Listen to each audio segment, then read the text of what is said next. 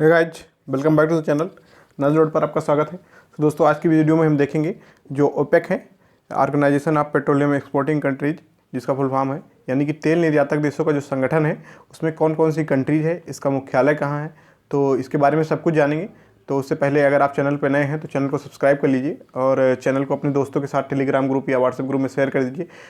सो देखते हैं कौन कौन सी कंट्रीज है इसके मेंबर और इसका सेक्रेटरीट कहाँ पर है और कौन सी कंट्री भी इससे रिसेंटली बाहर हुई है, कितने मेंबर हैं, सब कुछ इस वीडियो में जान जाएंगे ओपेक के बाद। इसके बाद एक कोई और वीडियो में आपको जाने की ज़रूरत नहीं पड़ेगी और इसकी एक ट्रिप की जानेंगे कि कितनी आसानी से इसे याद कर सकते हैं इसकी मेंबर कंट्रीज में, क्योंकि 13 कंट्रीज हैं इसमें इसकी मेंबर और हमेशा याद रख पाना मुश्किल है विदाउट ट्रिक, क्योंकि बहुत सारे डाटा आपको याद रखने होते हैं। So let's start. तो पहला क्वेश्चन ही मेरा है आपसे, तो पहले एक क्वेश्चन अटेम्प्ट करके आप इसका कमेंट बॉक्स में आंसर दीजिएगा अगर आपको आता होगा। तो क्वेश्चन ये है, which country is not part of the OPEC. तो आपके ऑप्शन दिए हैं, पहले इक्वेटोरियल गिनी, दूसरा अल्जीरिया, तीसरा वियना, चौथा अंगोला। तो इन चारों में से एक जो है कि ओपेक का पार्ट नहीं है। ये चार जो कंट्रीज दी हैं इसमें से एक कंट्री ऐसी है जो कि एक शहर का नाम है या कंट्री का नाम है जो कि इसमें नहीं है। तो आपको ये बताना है कौन सी ऐसा चीज़ है जो कि ओपेक के अंदर नहीं आता। सो अपना देखते हैं ओपेक के बारे में सब कुछ। सो इसका आंसर आप कमेंट बॉक्स में कमेंट जरूर कीजिएगा। तो ओपेक का दोस्तों फुल फॉर्म होता है the organization of the petroleum exported countries. तो ये जो तेल निर्यात होता है हर देश को, क्योंकि तेल ऊर्जा की सबसे बड़ी ज़रूरत है आज के समय में, क्योंकि अभी हम क्लीन एनर्जी पे उतना पहुंच नहीं पाए हैं। सोलर ऊर्जा या फिर सारी गाड़ियां क्लीन एनर्जी से चलने लगे, सब जगह न्यूक्लियर प्लांट हों, तो अभी हम जो कि 60% हद तक तेल पर ही निर्भर करते हैं। तो देखेंगे कि तेल इतना महत्वपूर्ण है, तो इसकी जो निर्यात होता है सबसे बड़ी बॉडी क्या है, तो ओपेक ही है ये बॉडी।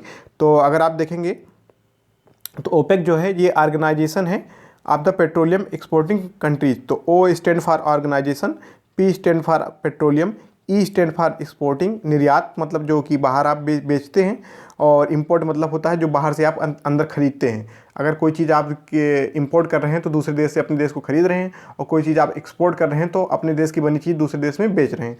तो ई स्टैंड फॉर एक्सपोर्टिंग और सी स्टैंड फॉर कंट्री।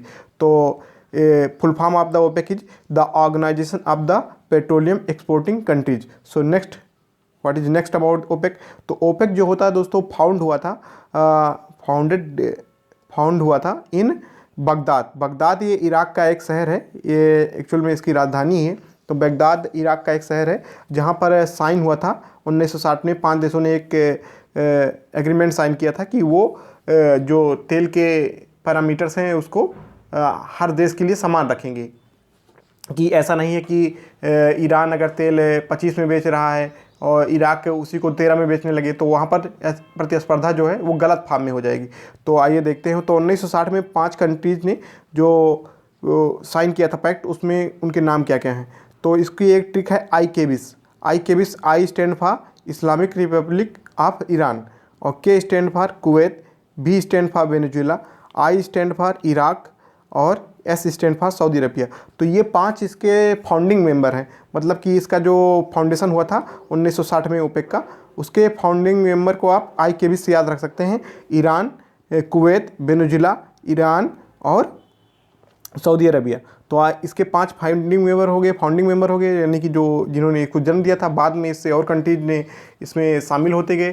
तो आज की डेट में इसमें जो टोटल कंट्रीज हैं उनकी संख्या क्या है, 13 है। सो देखते हैं इसके मेंबर कौन कौन से हैं।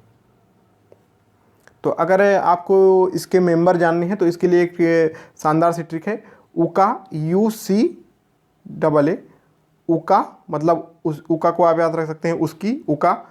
स्किन जो उसकी त्वचा है वो कैसी है, इविल है। तो इविल, और इविल को कभी कभी हम लोग पढ़ देते हैं इविल्ज, गुड्स। तो इविल्ज, तो UCA स्किन इविल्ज। तो UCA स्किन इविल्ज से आप याद रख सकते हैं। तो यू जो है स्टैंड करता है UAE के लिए, यूनाइटेड अरब अमीरात। सी स्टैंड करता है कांगो के लिए, ए स्टैंड करता है अल्जीरिया के लिए, और ए स्टैंड दूसरा वाला ए स्टैंड करता है अंगोला के लिए। तो UAE, Congo, Algeria, Angola. Skin से आप याद रख सकते हैं सऊदी अरबिया, के से कुवैत, आई से ईरान और एन से नाइजीरिया। तो आप इतना याद रखिए। और इबिल से आप याद रख सकते हैं, ई से इक्वेटोरियल गिनी, बी से वेनेजुएला, आई से इराक, एल से लीबिया और जी से गबोन।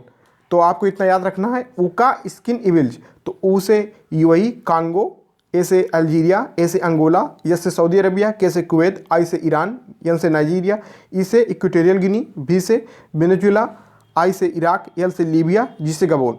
तो आपसे जो आपको मैंने पहले क्वेश्चन दिया था, अब आप उसे अटेम्प्ट करेंगे तो उसे तुरंत ही 100% सही कर पाएंगे। तो आप ये जानते रहिए। और इसी प्रकार से क्वेश्चन पूछे जाते हैं कि कौन सा ओपेक कंट्री नहीं है। और ये पूछा जाता है ओपेक कब फॉर्म हुआ था, तो 1960 में। उसके फाउंडिंग मेंबर्स कभी कभी पूछ लिए जाते हैं, इनमें से कौन ओपेक का फाउंडिंग मेंबर नहीं है। तो आई केबिस की जो नाम की ट्रिक है, आई केबिस की नाम की जो ट्रिक है, उससे आप इसे याद रख सकते हैं। ठीक, इराक, ईरान, कुवैत, वेनेजुएला और सऊदी अरबिया। सो नेक्स्ट देखते हैं और इसके बारे में। तो आपको यहाँ पर एक बार और दिखा दिया गया है कि मेंबर कंट्रीज कौन कौन सी हैं। तो अगर देखेंगे तो ओपेक का जो हेडक्वार्टर है, इसको सेक्रेटरियाट बोला जाता है। और ये वियना, ऑस्ट्रिया के शहर में वियना एक जगह है, और ऑस्ट्रिया देश कंट्री का नाम है, तो वहाँ पर है इसका सेक्रेटरियाट। तो आपसे कंफ्यूज हो सकते हैं कि ऑस्ट्रिया तो इसका पार्ट है ही नहीं, फिर भी इसका सेक्रेटरियाट कहाँ पर है या फिर इसका हेडक्वार्टर कहाँ पर है, वियना ऑस्ट्रिया में है। तो इतना आपको याद रखना है। और हाल ही में जो इससे ओपेक से देश अलग हुआ है, उस पर क्वेश्चन पूछे जाते हैं। ये क्वेश्चन पूछा जाता है कि अभी हाल में ही कौन सा देश ओपेक से अलग हुआ है, तो उस देश का नाम है कतर। कतर 1 जनवरी 2019 को इससे ओपेक जो है तेल निर्यातक देशों का जो संगठन है, उससे अलग हुआ था। तो आप इतना ओपेक के बारे में जानना ज़रूरी है। तो अब जितने भी क्वेश्चन आएंगे एग्जाम में, आप ओपेक से उसे कर पाएंगे। सो दोस्तों, इतना ही ओपेक के बारे में जानना जरूरी है। और ओपेक जो है तेल जो निर्यात होता है दूसरे देशों को, उसको तेल की कीमतों को ये एक जैसा रखता है सारे देशों के लिए। यहीं पर इसके जो मीटिंग होती है और ये लोग तय करते हैं आज तेल का दाम कितना होगा, $60 पर बैरल होगा, $50 पर बैरल होगा, और उसी दाम पर ये 13 कंट्री तेल को अन्य देशों को बेचते हैं। So thank you for watching this video, और वीडियो को शेयर करिए दोस्तों। So thank you.